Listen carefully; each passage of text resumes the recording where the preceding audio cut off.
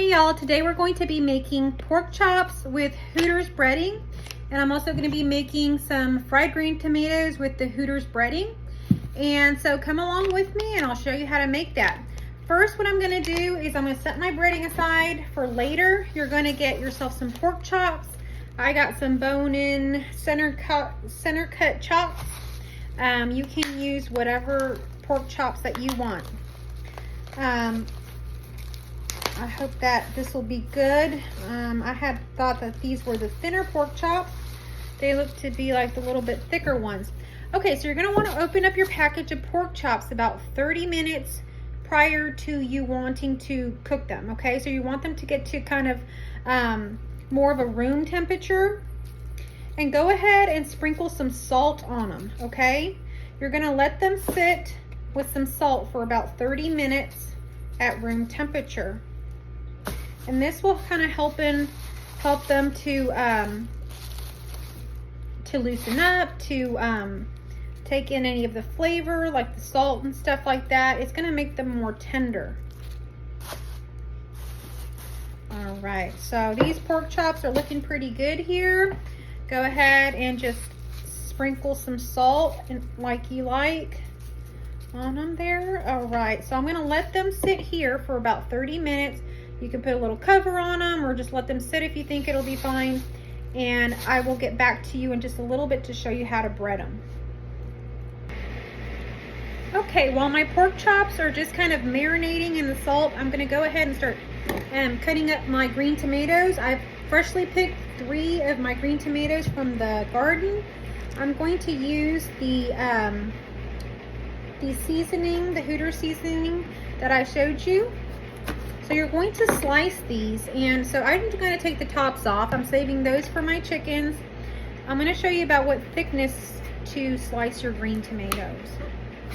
So, I mean, you can do them thicker or thinner depending on what you like. I do about that thickness. They do cook down, so you will probably want them about that thickness is what I found to be good. I really like green tomatoes, and that's how I make them, but you can do them however you like. So go ahead and start with all of your green tomatoes. Are y'all growing any tomatoes in your gardens? How is that going? Comment down below and let me know. Our tomatoes started off kind of rough. Our plants kept falling over with storms and just different stuff, and they kind of started off kind of rough, but now they're doing pretty good. Looks like we have a ton of tomatoes. They're just not red yet. We had our first red ones were our cherry tomatoes and our grape tomatoes. I tried one of the cherry ones. They were still a little tart. I'm looking for those really sweet tomatoes. I think those are the grape ones, aren't they? So I'm hoping that it's the grape, because those are the ones that I picked today when I was out there picking these green tomatoes. So here is our last of the green tomatoes that we got. I'm gonna cut the top of them off. I think the chickens will be very happy to have that. And go ahead and slice.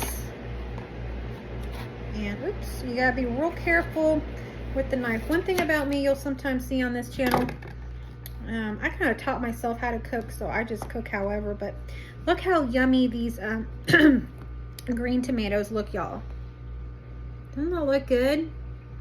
And they're gonna be so yummy when they are fried. So here are my green tomatoes.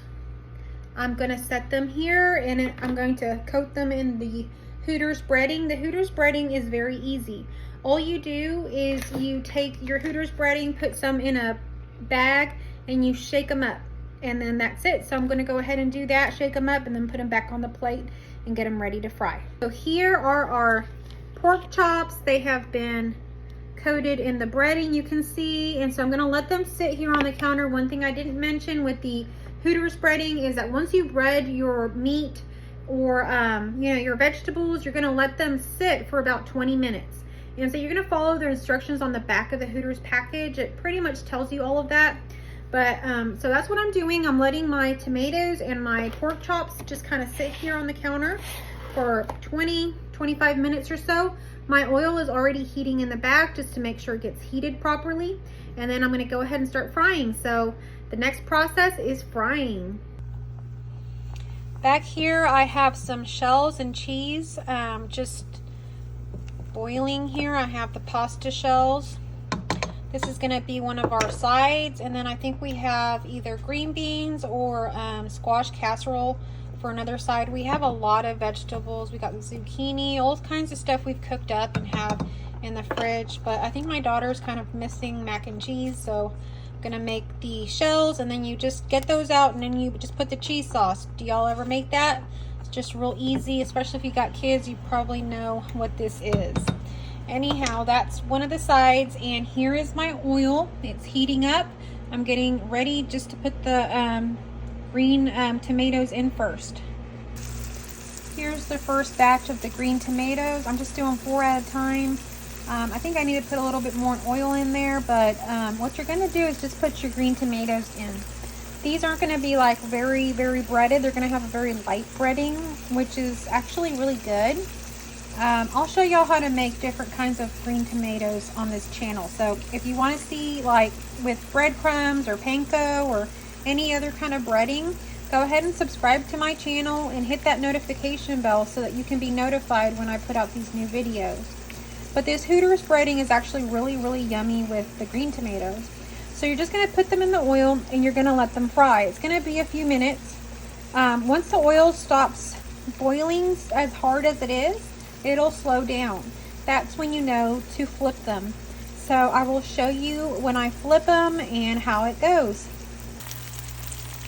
Okay, I've flipped these over and I'm gonna go ahead and take them off.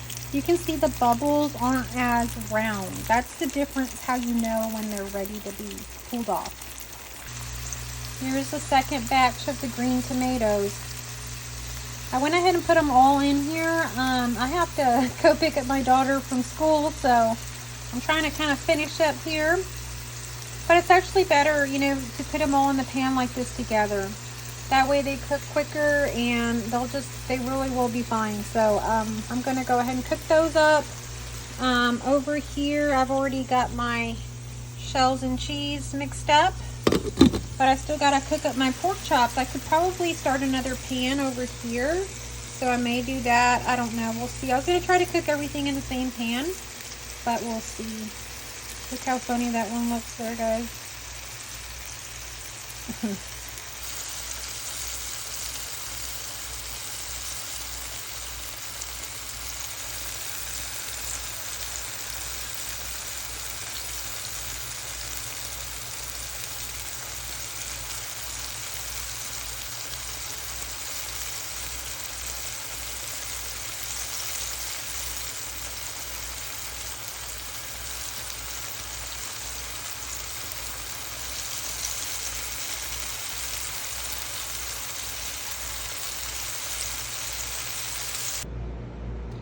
Okay, so here are our pork chops and green tomatoes. I just let them kind of cool and they look so yummy. I cut into them already. They look very tender and good. And my husband's already tried one of the green tomatoes and he says it is so yummy. So anyhow, I hope y'all have a good dinner and I hope that you try our Hooters pork chops and green tomatoes. Thanks for watching.